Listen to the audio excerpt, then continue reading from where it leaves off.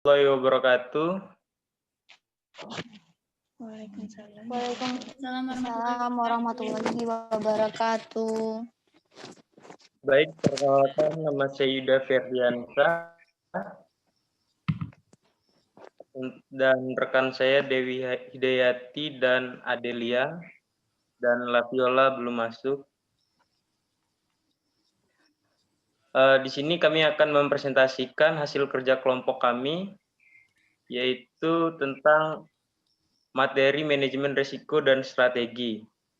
Slide pertama akan dibacakan oleh Dewi Hidayati. Manajemen risiko bisnis. Pengertian manajemen risiko. Manajemen risiko adalah segala proses kegiatan yang dilakukan semata untuk meminimalkan bahkan mencegah terjadinya risiko perusahaan. Tujuan manajemen risiko dalam bisnis. Tujuannya adalah untuk melindungi perusahaan dari risiko bisnis yang berbahaya, sehingga badan usaha tetap berdiri sekalipun diterpa berbagai macam masalah dan hal yang negatif.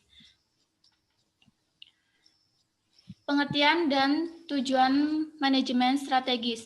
Pengertian manajemen risiko strategis adalah risiko akibat ketidaktepatan dalam pengambilan atau pelaksanaan suatu keputusan strategis, serta kegagalan dalam mengantisipasi perubahan lingkungan bisnis. Tujuan manajemen risiko strategis untuk memastikan bahkan proses manajemen risiko dan meminimalkan kemungkinan dampak negatif dari ketidaktepatan pengambilan keputusan strategis dan kegagalan dalam mengantisipasi perubahan lingkungan bisnis. Penerapan manajemen risiko strategis.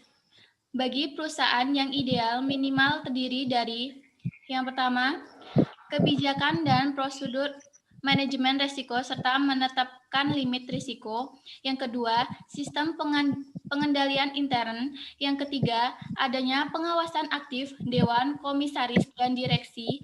Yang keempat, proses identifikasi, pengukuran, pemantauan, dan pengendalian risiko serta sistem informasi untuk risiko strategis. Cukup. Selanjutnya, untuk pengawasan aktif Dewan Komisaris dan Direksi. Kewenangan dan tanggung jawab Dewan Komisaris dan Direksi dalam menyusun dan menyetujui rencana strategis dan rencana bisnis, dan mengkomunikasikan kepada pejabat atau pegawai perusahaan pada setiap jenjang organisasi. Sumber daya manusia. Perusahaan harus menerapkan sanksi secara konsisten kepada para pejabat yang telah terbukti melakukan penyimpangan dan pelanggaran terhadap ketentuan intern dan ekstern, serta kode etik internal perusahaan. Organisasi manajemen risiko bisnis. Seluruh unit bisnis dan unit pendukung bertanggung jawab membantu direksi menyusun perencanaan dan implementasi rencana bisnis. Unit bisnis dan unit pendukung bertanggung jawab memastikan bahwa praktik manajemen risiko bisnis dan pengendalian di unit basis telah konsisten dengan kerangka manajemen risiko secara keseluruhan, dan unit bisnis dan unit pendukung telah memiliki kebijakan, prosedur, dan sumber daya untuk mendukung efektivitas kerangka manajemen risiko bisnis. Selanjutnya, kesesuaian strategi, yaitu ada faktor internal dan faktor eksternal. Untuk faktor internalnya yaitu visi, misi, dan arah bisnis yang ingin dicapai. Yang kedua ada kultur organisasi. Yang ketiga ada faktor kemampuan organisasi yang mencakup sumber daya manusia, infrastruktur, dan SIM. Yang keempat ada tingkat toleransi risiko. Untuk faktor eksternalnya ada 3. Yang pertama kondisi makroekonomi, yang kedua perkembangan teknologi, yang ketiga tingkat persaingan usaha. Selanjutnya untuk Adelia. Baik, di sini saya akan melanjutkan dari Kak Yuda.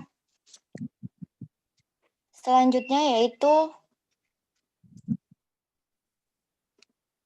Pengambilan strategi bisnis. Pengambilan ini dapat dilihat dari tingkat resiko timbul dari pilihan strategi perusahaan. Yang pertama itu perusahaan dia akan memilih resiko rendah atau tinggi. Jika dia memilih resiko rendah, di mana perusahaan melakukan kegiatan usaha pada pangsa pasar dan nasabah yang telah dikenal sebelumnya atau menyediakan produk yang bersifat tradisional sehingga tingkat pertumbuhan usaha cenderung stabil dan dapat diprediksi. Jika dia mengambil resiko tinggi, perusahaan berencana masuk ke dalam area bisnis baru, baik pangsa pasar, produk atau jasa maupun nasabah baru. Perusahaan perlu menerapkan strategi bisnis yang sesuai dengan kekuatan-kekuatan internal perusahaan dan kekuatan-kekuatan eksternal atau peluang dan ancaman suatu pasar. Perusahaan dapat mengembangkan strategi bisnis untuk mengatasi ancaman eksternal dan merebut peluang yang ada dalam menghadapi persaingan. Yang selanjutnya, posisi bisnis perusahaan. Yang pertama, pasar di mana perusahaan melakukan kegiatan usaha. Yang kedua, kompetitor dan keunggulan kompetitif. Yang ketiga, efisien dalam melakukan kegiatan usaha. Yang keempat, diverifikasi kegiatan usaha. Yang kelima, cangkupan wilayah operasional. Yang keenam, kondisi makroekonomi. Dan yang terakhir, dampaknya pada kondisi perusahaan. Dalam menghadapi persaingan tersebut, perusahaan haruslah mempunyai suatu posisi bisnis dan strategis yang dapat mengurangi atau mengendalikan persaingan di daerahnya. Yang selanjutnya ada resiko strategis timbul antara lain karena kelemahan perusahaan dalam proses formulasi strategi dan ketidaktepatan dalam perumusan strategi, sistem informasi manajemen yang kurang memadai, hasil analisis lingkungan internal dan eksternal yang kurang memadai, penetapan tujuan strategis yang terlalu agresif, ketidaktepatan dalam implementasi strategi, dan yang terakhir kegagalan dalam mengantisipasi perubahan lingkungan bisnis. Selanjutnya ada pencapaian rencana bisnis. Rencana bisnis ibarat merupakan peta jalan bagi wirausahawan menuju pembangunan bisnis yang sukses dan menguntungkan.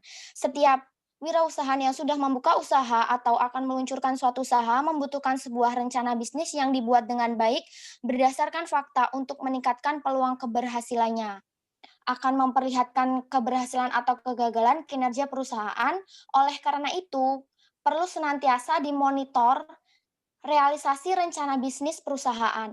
Tujuan penilaian ini adalah untuk mengukur seberapa besar deviasi realisasi bisnis dibandingkan dengan perencanaan strategis perusahaan.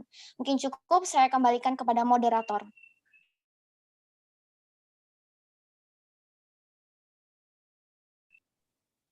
Baik, untuk kesimpulannya yaitu risiko pasti akan dimiliki oleh setiap perusahaan yang sedang beroperasi.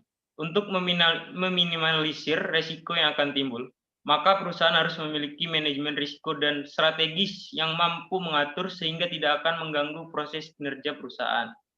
Manajemen risiko dan strategis didefinisikan sebagai suatu proses perencanaan, pengaturan, pengontrolan, dan pengambilan keputusan aktivitas dalam sebuah perusahaan untuk meminimalisir risiko pendapatan perusahaan.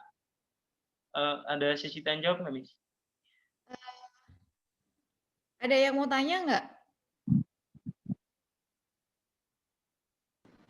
Untuk teman-teman, saya mau nanya. Masih ada waktu nih bentar lagi. Halo? Rafli, aku mau nanya tuh. Baik, Bro Rafli. Ya. Halo. Jadi nama saya S.A. Rafli Puji Maulana.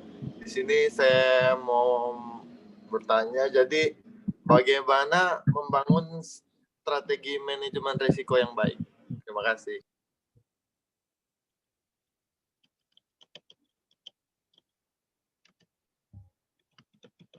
Bagaimana membangun strategi manajemen risiko yang baik?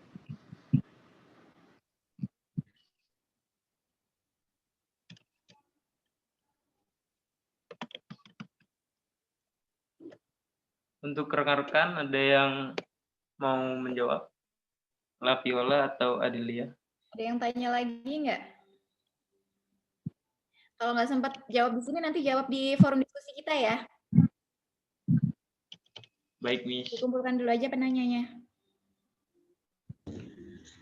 Ada yang mau ingin ditanyakan lagi? Ini Laviola baru datang nih, baru gabung nih. Iya, Miss. Tadi nggak connect, Miss. Saya.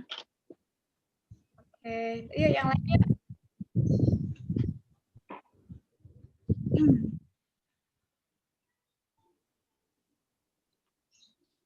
Selanjutnya, ada yang ingin bertanya? Sudah mengerti apa nggak ngerti?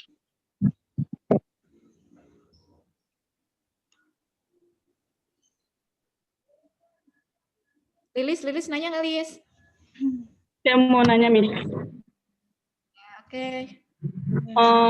Faktor penentu dari manajemen resiko strategis itu apa ya? Faktor penentu. Faktor penentunya. Ini faktor penentu.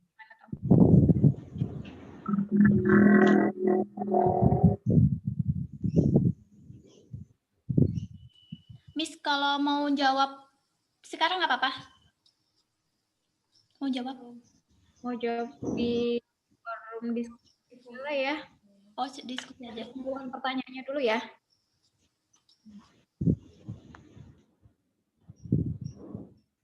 Yuk, ada yang mau nanya lagi?